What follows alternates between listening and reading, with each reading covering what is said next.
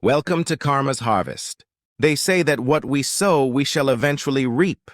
Sometimes that harvest is a bountiful blessing, but for those who plant seeds of deception, the crop can be bitter indeed.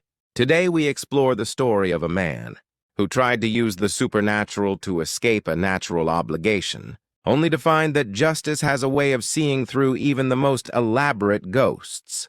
In the heart of a bustling city, where real estate is gold and leases are ironclad, lived a man named Marcus.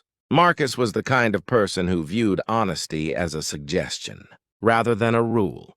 He had recently moved into a luxury apartment, owned by a soft-spoken, hard-working man named Mr. Henderson. Mr.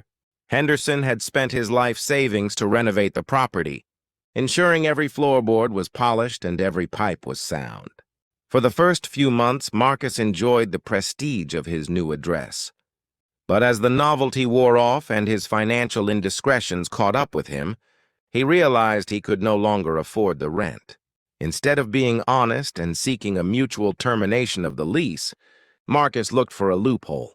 He found one in the warranty of habitability, the legal requirement that a home must be fit for human life. His plan was as creative as it was cruel. Marcus began to complain to Mr. Henderson about strange occurrences. It started with whispers of cold spots and the smell of sulfur. Then it escalated to claims of furniture moving on its own and the sound of a weeping child in the walls at 300 a.m. Mr. Henderson, a man of logic and care, sent plumbers, electricians, and even structural engineers. They found nothing. No drafts, no faulty wiring, no explanation. Yet Marcus's complaints grew louder. He began recording evidence-grainy videos of doors swinging, shut and muffled, ghostly voices captured on his phone. Eventually, Marcus stopped paying rent. He filed a lawsuit against Mr. Henderson, claiming emotional distress and undisclosed paranormal activity that rendered the apartment unlivable. He didn't just want out of the lease. He wanted his security deposit back and a massive settlement for his trauma. In the courtroom, Marcus played the victim perfectly. He looked tired. His hands trembled as he described the horrors of Unit 4B. The gallery whispered. Even the judge seemed intrigued by the chilling audio recordings Marcus presented. It seemed as though Mr.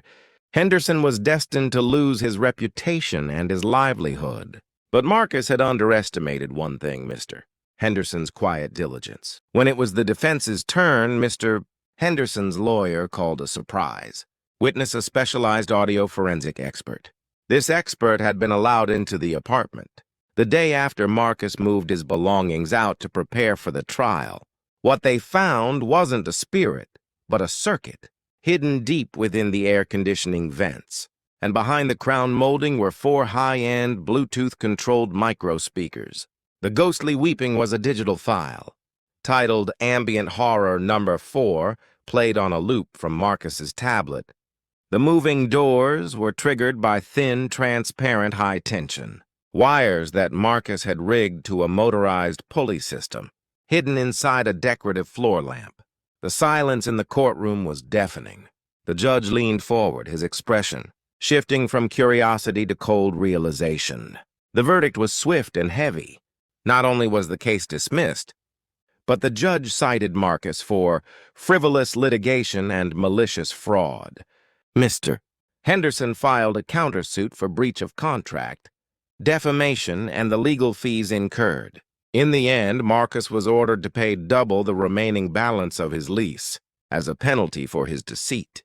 He had tried to haunt a good man out of his earnings, but instead, he found himself haunted by a debt he could never escape. You see, in the garden of life, truth is the sunlight that eventually burns away the mist of lies.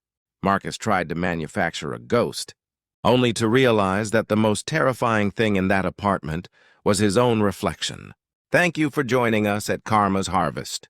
Remember, live with integrity, for the seeds you plant today are the fruit you must eat tomorrow. Until next time.